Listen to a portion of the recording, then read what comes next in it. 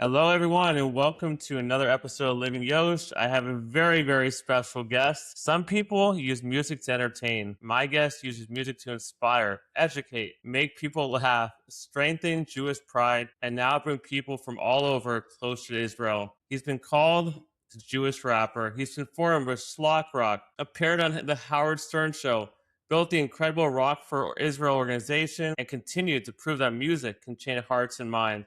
Today, we're going behind the music to learn about the man, the mission, and the message. Please welcome Etan G. Etan, thank you so much for being here. My pleasure, brother. You had a long It was night a last long night of but rock I and really roll. appreciate you coming. It's my pleasure, brother. It's my pleasure. Thank you for reaching out All and making right. this happen. I want to start. I want to know what you were like as a kid. I have a feeling that not much has changed over the years. Not much has changed. For sure that if you ask other people and if you ask me, you'll get slightly different perspectives. Most people would say I was a lunatic, just batshit crazy. I just always running around, an abundance of energy. They called me hyperactive before there was even a term, before ADD was even a term. It was just an abundance of energy. I was not a loner, but I was a kid that was very curious, and I'd go off on my own and explore and take things apart and study things and look in curiosity, an abundance of curiosity. That's what I remember as being a kid. And my parents had a hard time. Did you age your parents or did you keep them young? So when a woman asked me just yesterday, why do you believe in God? Like, how do you believe in God? And how do you have a relationship with God? And I explained to her, for me, it's very easy to believe in God because I just look at the trajectory of my life, all the pieces that came together to get me to where I am now. Whatever where I am now is, all the struggles and the joy and the pain and the rock and roll and all the insanity, it was chaos, but it was organized. It was orchestrated. And when you look at one's own life in that regard, it's very hard to deny that a God exists. And once you can't deny a God exists, then it's much easier to have a relationship with such a thing. From the time, if you look back, I don't know how deep you went, but I was an adopted kid. So meeting my biological mother, knowing that she was a Persian Jew, and knowing that my father was a Persian Muslim, and how the two of them met, and that she was going to give me up for an abortion and then give me up to a Catholic family. And at the last minute, a Hail Mary, she gave me to Jewish Family Services. And it happened to be that my parents were on that waiting list for Jewish Family Services. And they were called and, hey, do you want a Jewish rapper? And they said yes.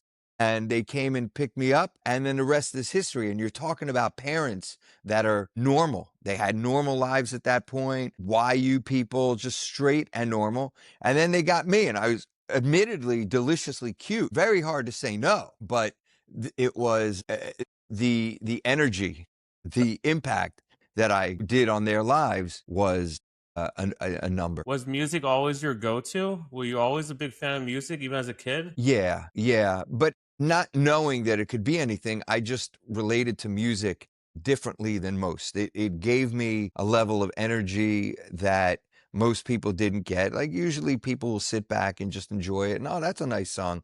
I was immersed in it. I would listen to every note and how to do it and the energy. There's a picture of me from maybe I was 7 or 8 years old.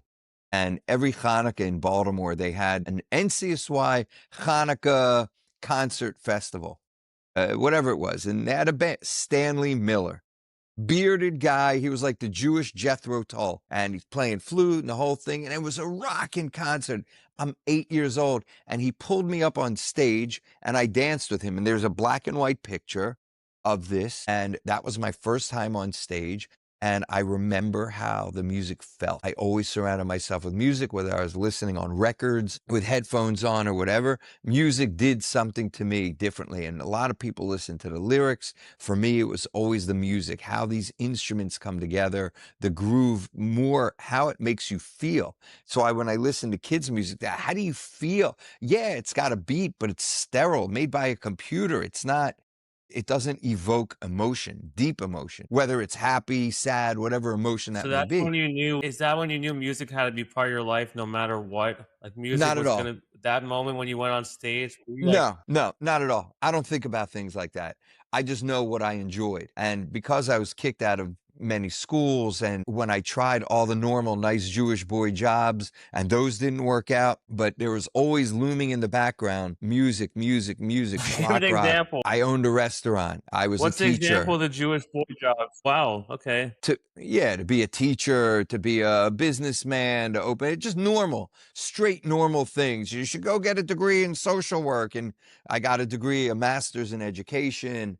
All the just normal, what we consider normal and stable. That was the thing, stable, stability. And That for wasn't you me, though. it was not me, but I didn't know that at the time. So who is your go-to music? Who is the person that you listen to that was your go-to song or band growing up? Growing up, the band for Rush, I mean, they were the greatest band in the world. Rush, beautiful. Rock and roll. I came into rock and roll at a young age.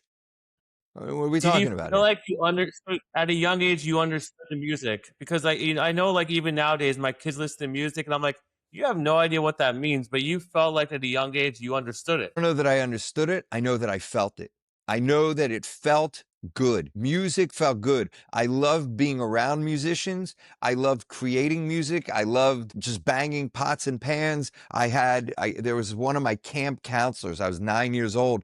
He was the drummer for maybe Kol Chaim orchestras or something like that, a Jewish band local. And he had given me a pair of drumsticks, and I would listen to diaspora yeshiva band and just bang on the floor. I'm a rhythm guy. I'm a bass and rhythm and listen to the groove. How does that make you feel? It's why I love funk. It's why I love blues. It's why I love jazz. It's why I love rhythms and textures. Lyrics are fine. But I don't remember most of the words of songs, but I remember because lyrics are an instrument also, and they're playing and weaving throughout the tapestry of a song. That's what I'm into, the energy. You're obviously a very confident person. You don't hold back. What do you think gave you so much confidence? So I've thought about that, and I would say that my parents, despite all my insanity, they always said they were proud of me. They were parents, and I definitely gave them a lot of hell, but they loved me and they took care of me.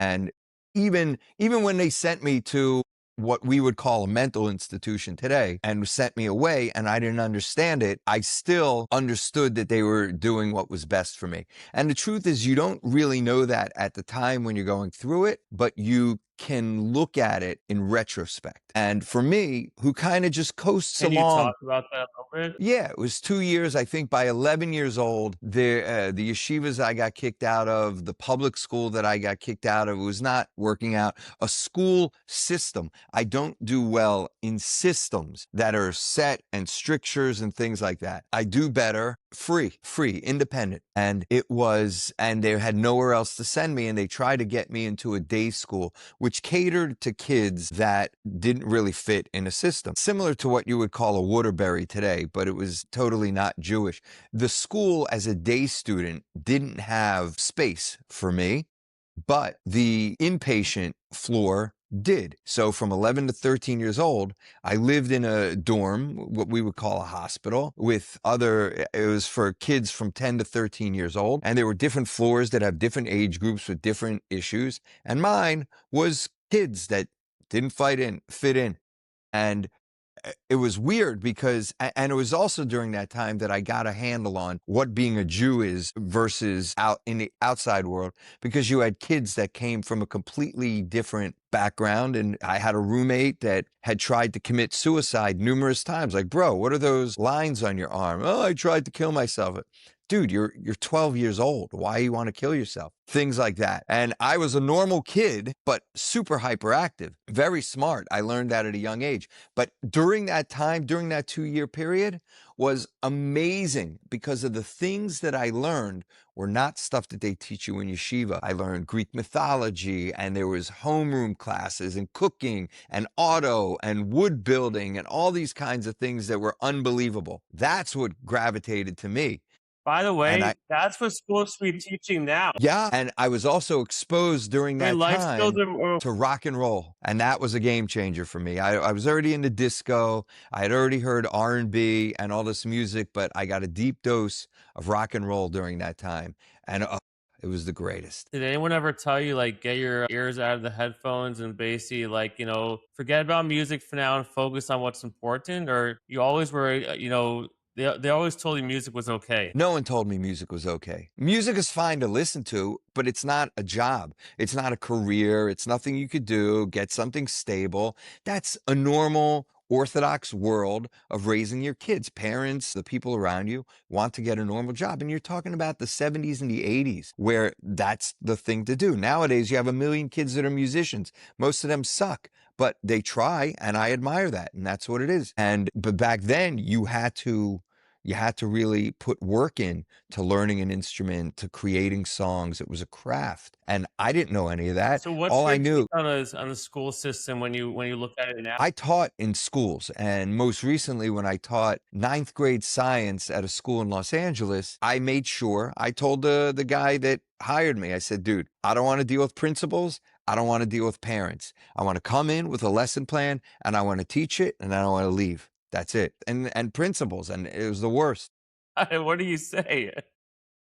That's what I say. Anything that was going on, I just dealt with him. I liked him, good guy. And he and I, well, what are you going to teach next Okay. week? I said, I want to do this. I want to do that. He would get me some work on it. I would explore some things and come up with a, 3-hour class. It was 2 classes, one for an hour and a half, another for an hour and a half.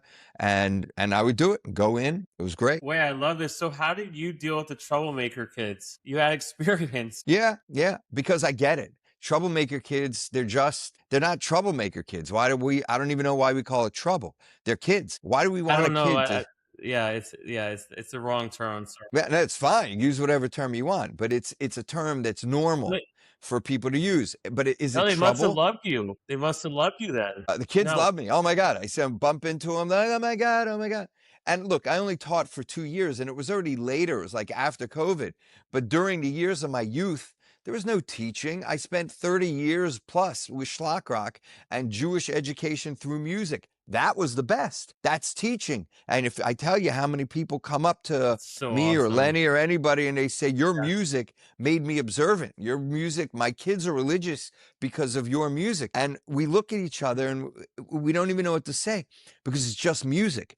But that is the power of music, can change everything for anybody. I totally agree. I mean, music saved me when I was going through a tough time. Like I actually would go around with headphones, which I never wear AirPods, but I wear my AirPods everywhere.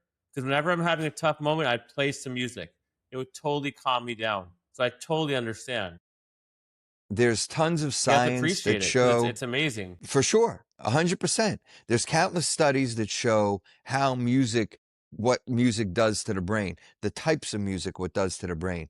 I grew up, my dad only listened to classical music, only. That's all I grew up hearing, classical music. And then you hear some of these classical songs in Bugs Bunny and Tom and Jerry and these cartoons you're watching as a kid. And you understand that music can be therapeutic for your father who came back from a hard day at work and he listens to the music and he comes down. And it can also direct a story of a bunny that's getting chased by a wolf, a pig. You're so right. Oh my god, that's so funny. You're so right. You know what I I mean? love that. Well, my dad would listen to like Jim Morrison and Kenny G and Love Kenny He G. he had Sure. which I love. I love Kenny G. Would hear his music. It was awesome. I'm a Smooth big Kenny jazz. G That's what fan. it's all about. So Kenny G was the first, yeah, made he the was. genre popular. I have to ask because growing up, I my dad was a pretty big fan of Howard Stern. Huge How fan. I did that love Howard. happen, man? How did you get on that? How did you get on his show? It seems impossible. That was great. It was, I had heard of Howard Stern growing up when he was at DC 101. And I listened to music. I would leave the radio on all night. I'd go to sleep with the radio on. I'd wake up with the radio on. On Baltimore's Best, B104 means music, and Hot Hits 106. Those are the 2 stations I spent my early teen years on. And the name Howard Stern, I heard it from time to time. The big name in Baltimore was the Grease Man. Ooh, the Grease Man. But And I tried to listen to it, but it was talk radio. Why am I listening to talking? It's not music. And it wasn't until I moved to Los Angeles at the very end of 93, beginning of 94, that I started listening to Howard Stern on the radio. And I would leave the radio on all night because there was a rock station during the day. So I'd play music, music, music up until about 3 in the morning when Howard Stern would go live from New York. And then at 6 a.m., it would start over again. And I'm only hearing this in my dreams because I'm asleep, but it was there. Listen to it every day. I just left it on. And I was shortly after I got kicked off the Chabad telethon was when I got on Howard. Or it was the same year. One might have been before, one might have I been heard about after. that. And Howard, and there was one of the characters, one of the Whack Pack that was on the Stern show, worked at a friend of mine's accounting firm or music, whatever, like one of the bankers in the mailroom. And she said to I me, saw she the says, clip. do you like, do you know High Pitched Eric? I said, sure. She goes, I can make you meet him. I said, great. And High Pitched Eric and I became friendly at that point. And he says, oh, next time you're in New York, you got to come with me onto the show. I said, okay. And we went down, and the rest you see in the video is exactly how it went down. It was great. Jeez. Right? There's not too many guys that make the motzi on Howard Did you Stern guys show. speak to Howard afterwards? Yeah, I would call in from time to time, the Jewish rapper. No, I don't think there's many at all. It's not really known for that, for Hamotzi on his show. That's right. That's right. Yeah, when I saw that clip, I'm like, no way, man. That it's pretty cool because, like you said, how many people are on that show? That especially, it seemed like it came out of nowhere. Like that's impressive, man. It was wild. With the Rush t-shirt on.